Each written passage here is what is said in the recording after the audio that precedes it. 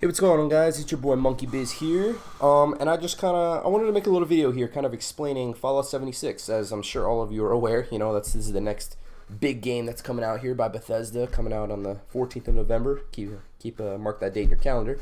So I'm sure many of you have seen the E3 footage and maybe some of the interviews and whatnot that Todd Howard and Pete Hines have done about Fallout 76. And the biggest thing, which everyone knows now, is that Fallout 76 is multiplayer, right? It's going to be different than all the previous Fallouts. This is new ground, new territory, and everybody's got all kinds of questions of exactly how it's going to work. And most importantly, we've got major concerns of whether or not this is still going to be the Fallout that we all know and love. Myself being one of those included, I consider myself to be kind of a diehard Bethesda fan, particularly with the Fallout series. I absolutely love these games. I've played Fallout 3, New Vegas, and Fallout 4 countless times over and over. It's just a ton of fun to play. So anyway, what I've done is I've kind of looked through a whole bunch of different videos. I'll put links to them down in the description. I've watched the E3 showcase several times, interviews by Todd Howard and Pete Hines, several other videos of just other YouTubers who kind of made their own assumptions about what this is going to look like, and I kind of pieced everything together, and I think I've got a pretty good idea now of exactly how the whole multiplayer aspect of it is going to work. So the biggest problem that we're all fearing right now is griefing, right? We don't want to. We want to come into this game and build our character and role play and run around and enjoy the story and discover new things without having to worry about being killed every 2 seconds that we walk around a corner, because there's no longer NPCs. They're all players. The one thing to note is that this isn't going to be as big of a deal as a lot of people think it is, because you also have to remember that the map, which was stated, is 4 times larger than the map of Fallout 4, and Fallout 4 was pretty damn big. On top of that, there's not going to be hundreds and thousands of people in the server, as Todd Howard said at the E3 showcase. There's only going to be a few dozen, right? My guess is it'll probably be anywhere between like 24 and 48 players. I don't know the numbers exactly. He just said several dozen, or he didn't even say several, just a few dozen, right? So probably between 3 and 4 dozen is going to be the max on the amount of people per server. So the one thing that has been said several times is that if you get killed, you don't lose your stuff. So that can put a lot of people's minds at ease. We're not going to lose our stuff if somebody kills us or anything like that. And then the other thing is the whole camp setup, right? That little box now that we can set down, and it deploys our shelter. So I kind of found out, for this is just for anyone who doesn't know this information. The way that works is you put that down, and similar to how in Fallout 4 there was an area where you were able to scrap parts and then build different things within that area. There was usually like a green outline, and if you were to walk outside of it, you couldn't scrap or place anything outside of that. Think of the camp box as the center of that big circle, but you're able to pick it up and move it wherever you go. Also, anything that you put down while the camp box is deployed it'll put down as your structure in your home. But if you pick the camp box up, then your shelter disappears and it goes inside the box essentially, and then it will reappear whenever the next time you deploy the camp box. So that's the whole aspect of being able to keep the shelter and the stuff that we make, and then our own personal equipment. Now, to the multiplayer aspect to the other players running around part, right? A lot of people are worried, what if somebody's running around and, they're that type of player that just wants to kill people and take all their stuff. Well, first of all, if they kill you, they can't take your stuff. They'll get some caps and some experience for killing you, but they can't actually search your body and take any of your items like you have been able to do to everything else that you kill in Fallout. And then similar to that with your structures, they can't take anything from your structure. They can damage it, but any damages that gets done to your settlement can be repaired, and it can be repaired fairly cheaply. I found that out from an interview from Todd Howard. Again, these links will be in the description. So the other thing too is that somebody can't just kill you. They can't just start attacking you. Like if you got somebody with a sniper that's sitting 500 yards away, they can't just wait for somebody to walk into a clearing and snipe them and kill them outright right there. That's the part that people are most worried about. They can't do that. The way it was explained was it's going to be like, let's say your perception skill is high enough that you can see enemies before they see you, right? On the bottom of the screen, they got that whole line, and there'll be little markers that are like yellow, greenish if it's a friendly, or it'll be red if it's an enemy. You'll see them, but they won't see you. And think of other players as semi-hostile creatures. They won't actively attack you unless you allow it or you enable it. You know what I mean? Like you can't just outright start attacking somebody. It's not going to be so much to the point that it'll be like a request to have a little PvP battle. It's not going to be quite that specific, at least not right now. A lot of the times Todd Howard has said that, they're still kind of messing with it, playing around with different ideas. That's one of the ideas that they're playing around with is, well, maybe we should make it that you have to request to participate in PvP battle, right? It's not quite that at the moment. That could be a possibility that they turn to if this ends up being too bad, too griefy. But you can't just start attacking somebody unless they kind of, allow you. Allow you to attack them, you know what I mean? And even more importantly, if you're in battle with somebody and your health is getting low, and you're not going to be able to win that, you can run away and then they won't be able to attack you anymore. I don't know exactly how far. There's probably some set radius of like, if you get so and so far away from somebody, then they can't attack you. But that follows that if you start running and they start chasing you after a limited amount of time, they won't be able to attack you anymore. Similar to if you were battling a creature, if you were to run away from that creature, it'll chase you for a little while, but eventually it'll lose interest and it'll walk away. The same is going to be happening for the whole PvP battles. People can't just chase you forever down the map until they finally catch up to you and kill you. It doesn't work like that. So that can put a lot of people's minds at ease. And then one of the biggest things is the whole situation with the nukes, right? A lot of people are worried, how are the nukes going to work? Are there set locations that you can only fire the nukes here, or can you fire them anywhere? But it's in the preview that we saw, the nuke was launched at Charleston City, which is confirmed will be in the map. And the city was destroyed, right? Like it looked different, it had a different outlay to it.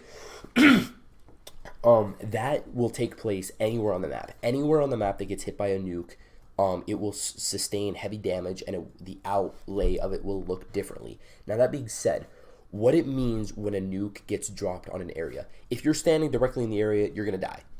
Simple as that. You're going to die, but as we've already stated, you don't lose any of your stuff. You can just respawn. And another thing, you can respawn anywhere on the map. You don't have to respawn like right there. You can respawn anywhere on the map. Similar to that, if your camp structure was down and your structure was out and a nuke hits it, it can't just completely wipe out your stuff that you have there. It will damage your shelter, but you can repair it. And as Todd Howard had stated, you can repair it for fairly cheap. It's not too difficult to repair your structure if it gets destroyed. And while he didn't actively say this part, I'm assuming that's going to go as well for any creatures that might come and attack your settlements, like how we saw in the preview, the giant dragon that like shoots a sonic wave out of its mouth. I don't remember what the creature's called, but even though it looks like it destroyed their structure, it can be repaired, and it doesn't cost a lot to repair it. And the same is similar if a nuke were to land on it. You can repair it for very cheaply, and you're good to go.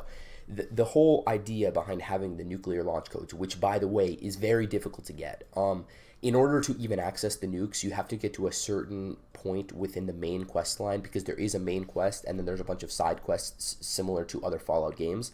You actually have to get to a certain point before you're even able to access the codes to use the nuclear missile systems. That being said, getting the codes and using them is a very complicated process, and you can't just go out and do it. And it's very unlikely that you're going to be able to accomplish it by yourself. You almost certainly are going to need a team of people even to access it. And if you eventually get access to a nuke, you're not going to waste it on killing this one person, this one structure, assuming you even know where they are. Like, you can't just view where other people are on the map at the time, right? What happens when you drop a nuke is it drops a nuke anywhere on the map, wherever you choose, and that area, which we saw as a very large surface area, that area will get destroyed, and it creates a high level area. That's, for lack of a better word, a high level area on the map. So within that area, first of all, it's very high in radiation. So if you don't have a good amount of power armor and probably some Radaway and some Rad-X and some other things to protect yourself, you're going to die just from the radiation, because the radiation is going to be very high. That is literally a fallout zone. Now, in that zone, assuming you have high enough level equipment to enter it, there's going to be high-level creatures, and there's going to be rare items and things that appear in the area that the nuke hit. So the whole purpose of dropping the nukes is, think of it as a major objective, right? It's this big thing that you can do. You drop the nuke, and then you go to that site, and you have the potential to get a really rare item. It's also going to invite competition, right? Because you drop a nuke on the map, everyone's going to know, hey, a nuke just got dropped right there. Anyone nearby is going to go to that area, and that will probably be an active area with PvP combat. You know, you can kill people there, they can kill you, because you're all fighting for some kind of a rare item that's going to be there, right?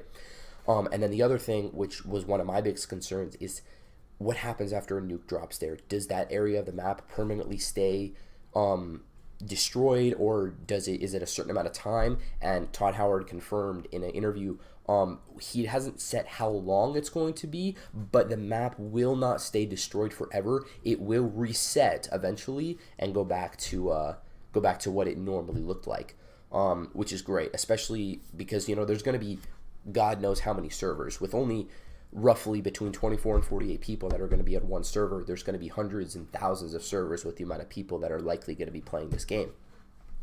And it would kind of suck if, you know, you join a server and the map is half destroyed from nukes, and then you leave and try to join another server and that map is half destroyed in nukes. Well, then your whole game experience is ruined, which is why nukes are very difficult to come by. I'd be extremely surprised if more than one nuke was fired within a couple of days, if even that long. It might even take longer to acquire a nuke, right?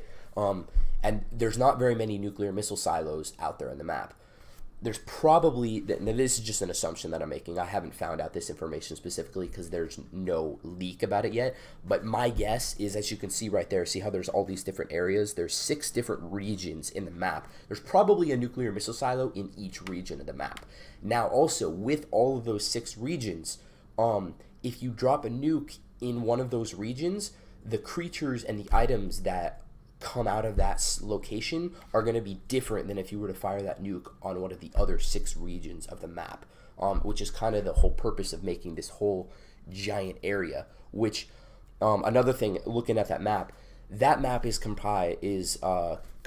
comprised of all of West Virginia. Now, they've taken all different bits and pieces from all around West Virginia and kind of compacted it into one area, because, I mean, if you look at the actual map size of West Virginia, it's hundreds, a couple thousand miles, or not that, it's a couple hundred miles freaking, you know, long and length and width and all that stuff. You know, it's a state, and it would take forever to walk from one end of the map to the other in a Fallout game if it was hundreds of miles long. No, he said the map will be 4 times larger than Fallout 4. So in case any of you don't know, the Fallout 4 map was 2 miles by 2 miles. If you actually walk it in-game, it's 2 miles by 2 miles. That's how big Fallout 4 was. So this map will roughly be about 4 miles by 4 miles, which it's 4 times larger. It's quite large. So as you see right here, you know, you got that savage divide in the middle. You got the mire, the cranberry bog, the ash heap, the forest, and the toxic valley. Those are all the different areas of the map. And that little 76 right there, that is where Vault 76 is. So we're going to be kind of up in the top left area of the map is where we come out and spawn. And then another quick thing there too with the vault. So when you first start at the game, being in the vault, similar to other Fallout games, that's going to be your setup. That's going to be when you're first creating your character. You know, you're making your special stats, you're putting your, however they do the perk system. You know, Fallout 3 and Fallout 4, they had different styles of the perk system and leveling up. Whichever style they choose, or if they have a different one, that's when you'll kind of initially set that up. And if you start playing the game at the same time as other people on the same servers, you will see other players walking around within Vault 76. You guys can leave together, or, you know, they'll leave before you leave before them, whatever. But you can see other people inside the vault if you and these other random players happen to start playing at the same time. So yeah, that's pretty much all I got here for you.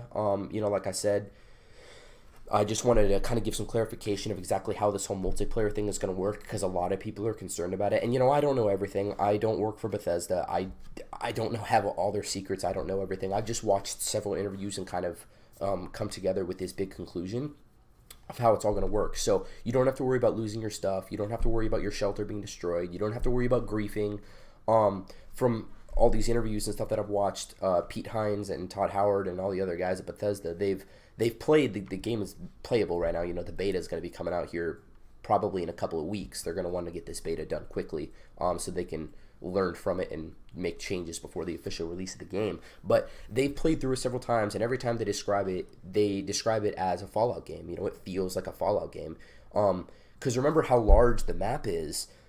There's only 24 to 48 players on the map, right? Like, you're likely not even going to run into anyone, or at least not very often. It's a huge map, and there's not, assuming your server is even full, there's not going to be a crap load of people walking around, you know what I mean?